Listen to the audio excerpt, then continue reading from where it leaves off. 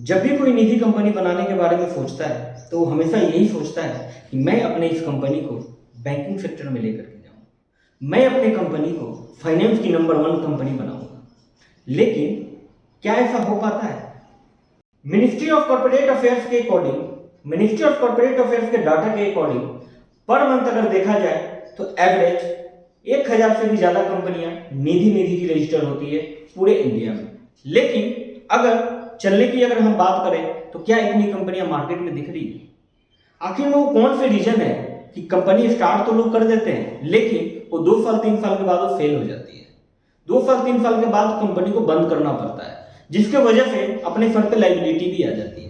तो आज हम उन्हीं सारे टॉपिक पे चर्चा करेंगे, उन्हीं सारे टॉपिक पे बात करेंगे और जानेंगे कि आखिर में वो कौन से रीजन है, कौन से कारण है जिसकी वजह से हमें फेलियर का सामना करना पड़ता है। दोस्तों नमस्कार, मैं हूं नॉलेज पांडे और आज की इस वीडियो में बात करेंगे मुख्य 10 पॉइंट के ऊपर, मुख्य उन 10 पॉइंट के ऊपर जिनके कारण हमेशा निधि कंपनी, 95% कंपनी हमेशा फेल हो जाती है। तो चलिए आइए बिना देर किए हुए एक एक करके जानते हैं कि वो कौन से रीजन है जिसकी वजह से फेल होने का खतरा हमेशा बना रहता है, हमेशा फेलियर का सामना हमें करना पड़ता है। नंबर 1, अपना पैसा ना लगाना। जब भी कोई बिजनेसमैन, जब भी कोई निधि संचालक अपने कंपनी को स्टार्ट करता है तो वो जो 7 लोग होते हैं उसमें, जो 7 लोग इन्वॉल्व होते हैं कंपनी में, वो लोग अपना पैसा नहीं लगाते, यानी उसमें से 1 या 2 लोग ही पैसा लगा पाते हैं। अगर प्रॉपर तरीके से अगर देखी जाए तो वो लोग फुल पैसा जो अमाउंट लगना चाहिए एक कंपनी को स्टार्ट करने के लिए वो उतना इन्वेस्ट वो नहीं कर पाते। ज्यादा से ज्यादा अगर वो करते हैं 20,000, 30,000, 40,000, 1 लाख रुपए तक करते हैं। बाकी वो हमेशा यही सोचते हैं कि मेरी कंपनी बन करके आ जाए, मेरी कंपनी रजिस्टर्ड हो जाए और मैं मार्केट से पैसा उठाना शुरू कर दूं और उसी से अपना ऑफिस भी सेटअप करूं, सारी चीजें मैं उसी से मैनेज अपना करूं, जिसके वजह से कंपनी का फेल होने का चांसेस हमेशा बना रहता है। यानी जब कोई भी बिजनेस जब हम स्टार्ट करते हैं इन्वेस्टमेंट सेक्टर का, तो हमें पता होता है कि कोई भी बिजनेस को स्टार्ट करने के बाद उसको शेड्यूल में लेके आने के लिए कम से कम 1 से 2 साल लग जाता है।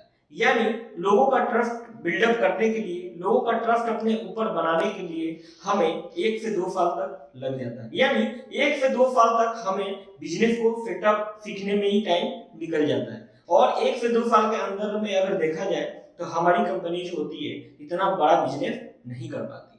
लेकिन जब वो पैसा हमारे पास आता है तो हम उस पैसे को ऑफिस सेटअप में लगा देते हैं, फर्नीचर में इन्वेस्ट कर देते हैं, हार्डवेयर नेटवर्किंग वगैरह में इन्वेस्ट कर देते हैं, इन सारी चीजों में हम इन्वेस्ट कर देते हैं, जिसके कारण जैसे 1 साल निकलता है, 6 महीने जैसे निकलते हैं, हमारी मैच्योरिटी यानी हमारी देनदारी शुरू हो जाती है।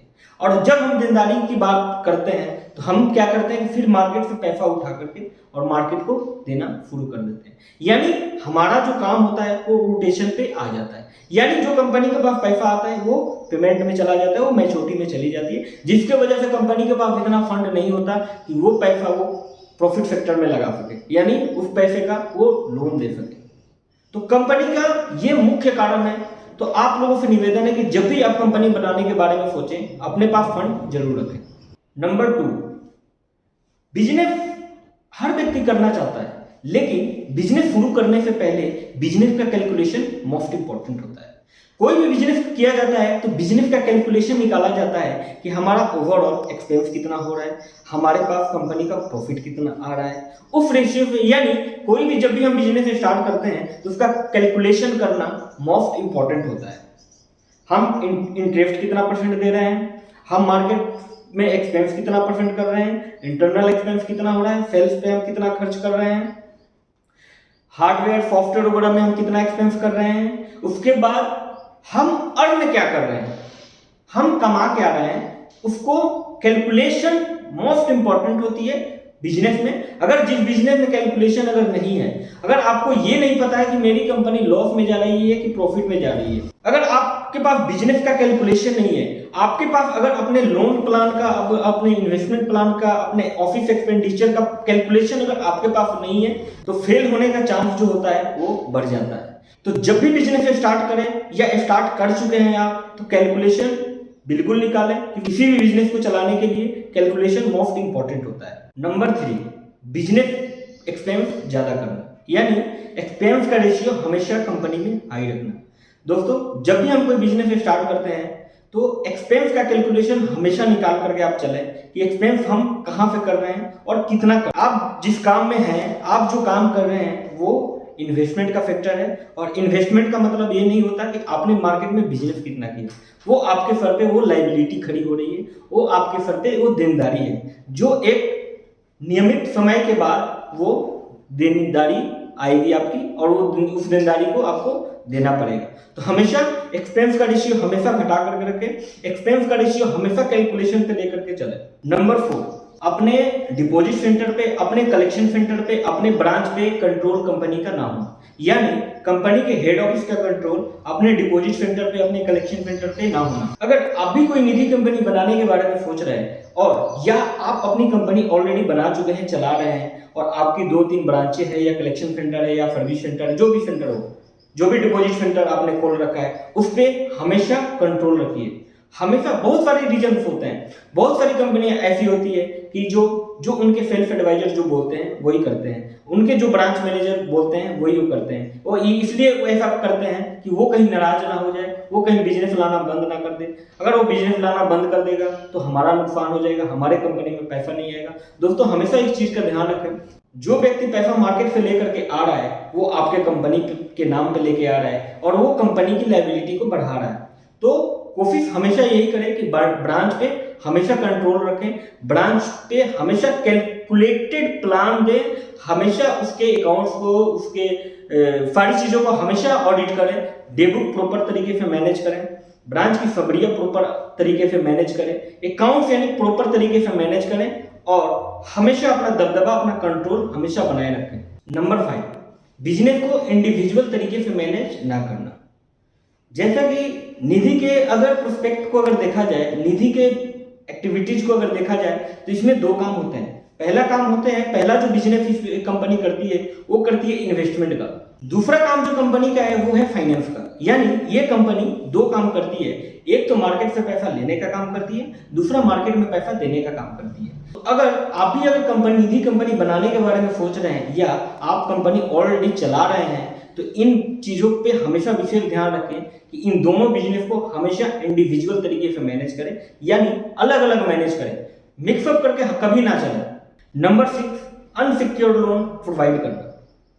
मैक्सिमम निधि संचालक यही सोचते हैं कि आज मेरी कंपनी स्टार्ट हुई है, मैं क्या करता हूँ कि 2, 4, 10, 20, 50 लोन ऐसे बांट देता हूँ जिससे लोगों का ट्रस्ट हमारे ऊपर बना रहेगा और हमारा बिजनेस भी अच्छा खासा चलना शुरू हो जाता है।